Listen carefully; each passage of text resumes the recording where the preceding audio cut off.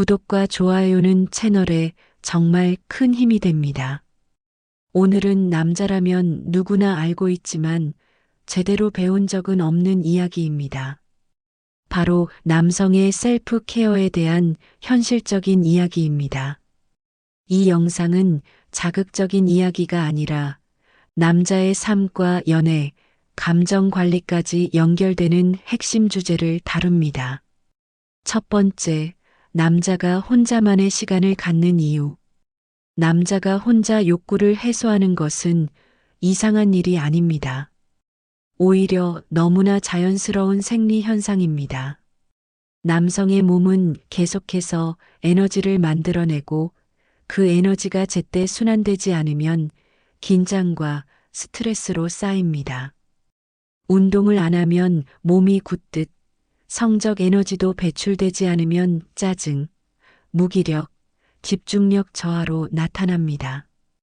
이유 없이 예민해지고 밤에 잠이 잘 오지 않는 남자들 중 상당수가 이 부분을 무시하고 살아갑니다.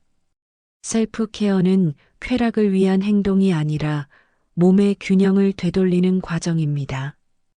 두 번째, 나이가 들어도 이 욕구가 사라지지 않는 이유. 많은 남자들이 이 나이에 이러면 안 되지 않나라고 스스로를 검열합니다. 하지만 욕구는 나이와 함께 사라지지 않습니다. 단지 표현 방식이 바뀔 뿐입니다. 억지로 눌러두면 다른 방식으로 튀어나옵니다. 이유 없는 우울감, 감정 기복, 무기력함으로 말이죠. 실제로 50대 초반의 한 남성은 직장과 가정에서 동시에 스트레스를 받으며 잠을 거의 못 자는 상태였습니다.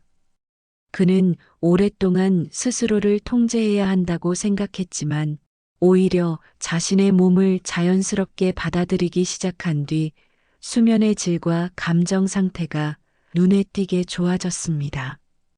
세 번째, 만족감을 결정하는 것은 속도가 아니다. 대부분의 남자들이 셀프 케어를 망치는 이유는 단 하나입니다. 너무 빠르게 끝내려고 한다는 것입니다. 빨리 끝내면 순간은 편할 수 있지만 끝나고 나면 허무함이 남습니다.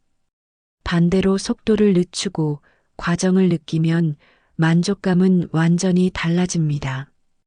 흥분이 올라오는 순간 잠시 멈추고 호흡을 가다듬고 다시 시작하는 방식만으로도 경험은 깊어집니다. 이건 기술이라기보다 자기 몸을 읽는 훈련에 가깝습니다. 네 번째, 외부 자극을 줄일수록 만족은 커진다. 강한 영상이나 이미지에 의존하면 뇌는 점점 더 강한 자극만 요구하게 됩니다. 그 결과 실제 감각에는 둔감해집니다. 조용한 공간에서 휴대폰을 내려놓고 오로지 자신의 몸에만 집중해 보세요. 손의 압력, 움직임의 리듬, 온도 변화 같은 작은 감각들이 점점 선명해집니다. 이때부터 셀프 케어는 단순한 행동이 아니라 몰입의 시간이 됩니다. 다섯 번째, 진짜 차이는 감정 연결에서 생긴다. 몸만 자극할 때와 감정이 함께 움직일 때의 차이는 큽니다. 편안했던 기억, 안정감을 느꼈던 순간을 떠올리면 뇌는 전혀 다른 반응을 합니다. 이때 분비되는 호르몬은 흥분만 남기지 않고 마음까지 이완시켜 줍니다.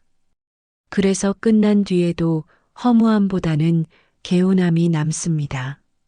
이 경험이 반복되면 감정 조절 능력 자체가 달라집니다.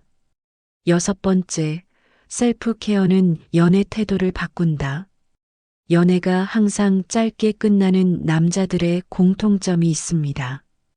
조건이 부족해서가 아니라 감정의 중심이 전부 상대에게 가 있다는 점입니다. 스스로를 채우는 방법이 없는 사람은 연애에서 집착과 불안을 키우기 쉽습니다. 반대로 혼자서도 감정을 안정시킬 수 있는 남자는 관계에서도 여유가 있습니다.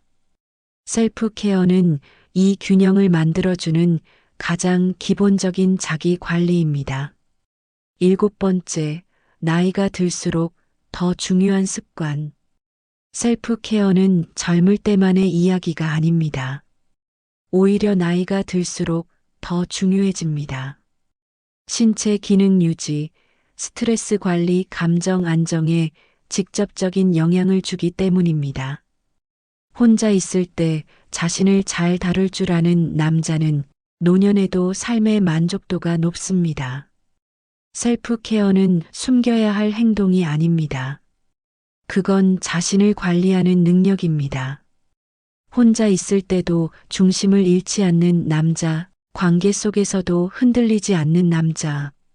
그 출발점은 아주 조용한 혼자만의 시간입니다.